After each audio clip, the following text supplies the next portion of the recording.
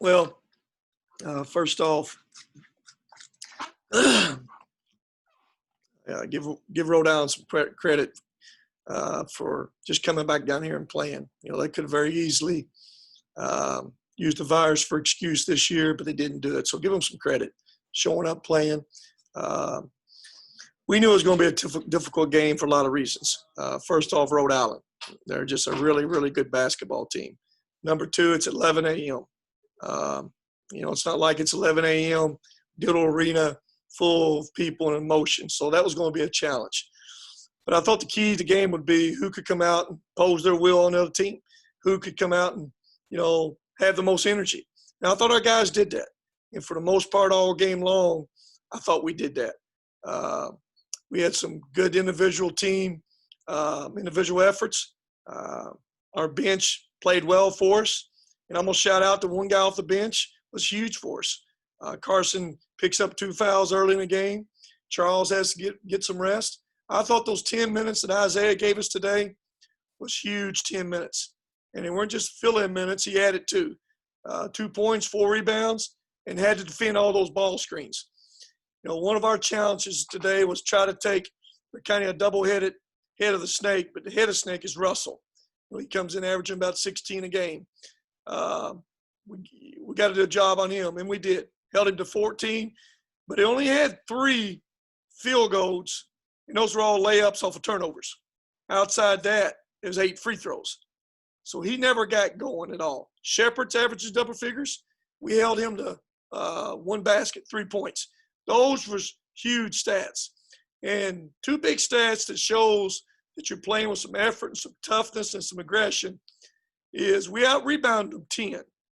Had 12 more offensive rebounds than they did. That's number 1. Then number 2, this is a huge stat. They came in leading the country in free throws attempted. Well, as you guys well know, that's an area and that's a stat that we like to live in. And tonight, we won that war. We made 21. They attempted 15. They 11 for 15. We 21 for 25. I thought those 2 areas, that free throw war, the offensive rebounds, Isaiah's minutes off that bench was big keys for us. Hey, Coach, this is Jared McDonald with the right? Daily News. Yeah.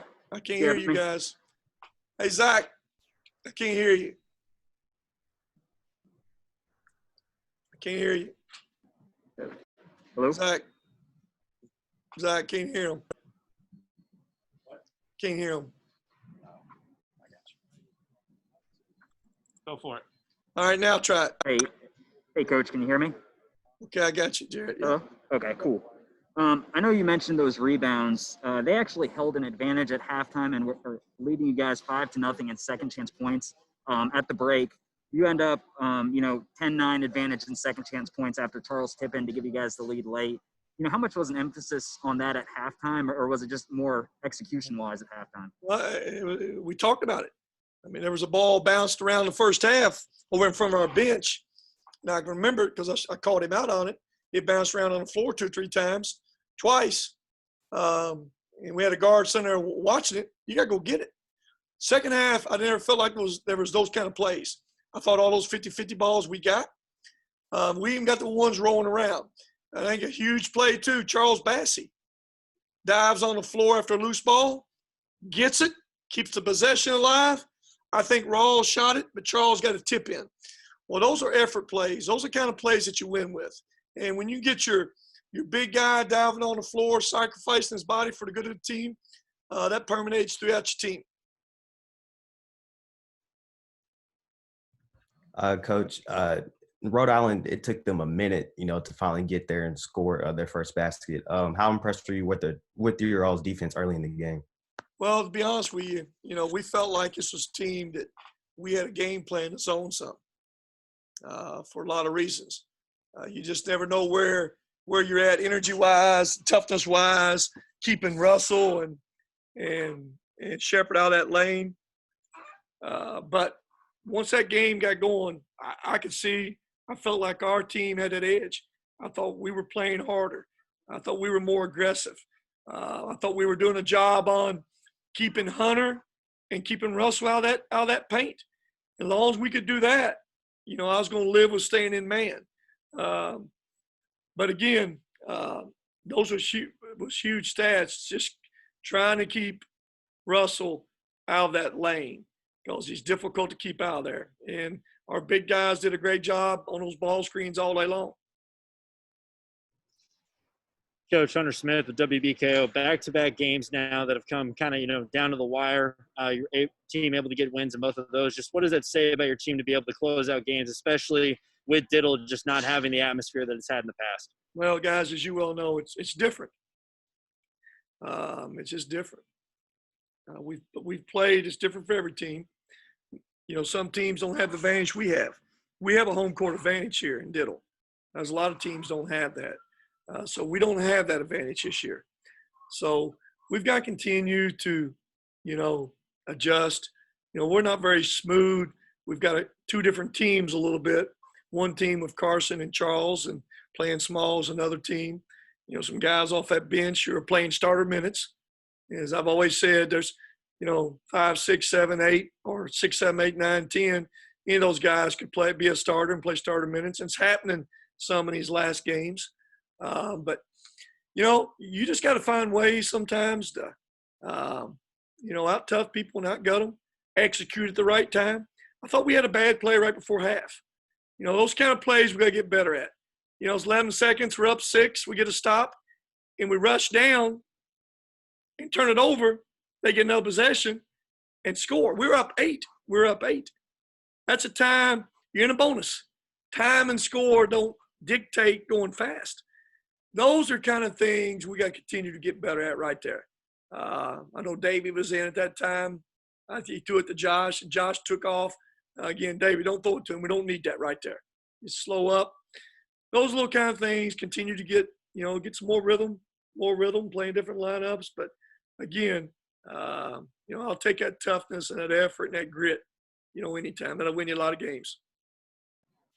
Coach Sherrod with the Daily News, you've talked about learning how to play with Charles and Carson at the same time quite a bit this year. And you mentioned after Thursday's game about going with a smaller lineup and putting Josh in there more at the 4 position.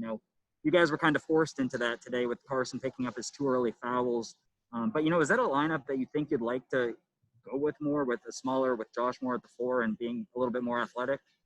Well, I mean, it's a good lineup. It's a lineup you make teams adjust to you a little bit. We like Carson in there because Carson's a different kind of guy too. Carson, he's had some uncharacteristic not finishing some things lately. And I'm going to say this, Carson is a guy, because of his body, everything that's going on affects him more than anybody.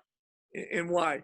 He's not a guy can lay around in a hotel for 10 or 11 days without doing something. He's not a guy can come in and get shut down for 3 days for contact tracing.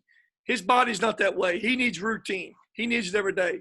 And you can kind of see him as he moves. I don't think he's as quick and quite as athletic as he was, but he'll get it all back because there's no players no tougher than he is. He's had some misfortunes, kind of missed some shots around that hole, and but I'll live with his toughness, his grit, and effort every day, though. Coach Sherrod with the Daily News again. I know you've talked about the players off the bench and how important they are.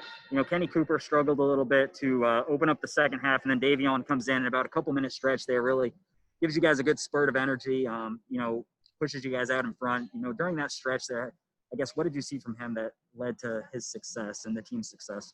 Yeah, I mean, I saw what I see every day in every game, really. That's who Davion is. He's going to bring you toughness and effort. If you play at 8 o'clock in the morning, 11 o'clock at night, I've seen that. I never have to worry about him being up and down. His adjustment right now is just, in high school, every time he had the basketball, he had to go score. And not many people could keep him from scoring, getting in the lane. Now, we want him to score. We want him to attack. But he's getting guarded differently. People guard ball screens differently here. Going against different size. He's got to find that pace as a point guard. He's got to read that help coming off a screen and Charles diving. They helping off of Tay and Luke on that dive. Those kind of things he's got to learn to see, and the game will eventually slow down for him. But again, effort and toughness, ability to defend, those things are constant and consistent every day, every possession. Don't matter if he's scoring the ball or not scoring. He's not affected by scoring. He's a good passer and a willing passer. I think right now, just finding that medium, not getting myself in trouble being too aggressive at certain times. Coach, Josh has had a great, past couple games. How have you felt about his performances over the year so far? Josh is playing with energy. He changes us out there. He changes offensively and defensively. He's playing with energy because out in transition, he's a guy you got to get back on. And last two games, I think this is correct stat. Correct me if I'm wrong. This is something that we're not going to depend on, but we do know he's better at it.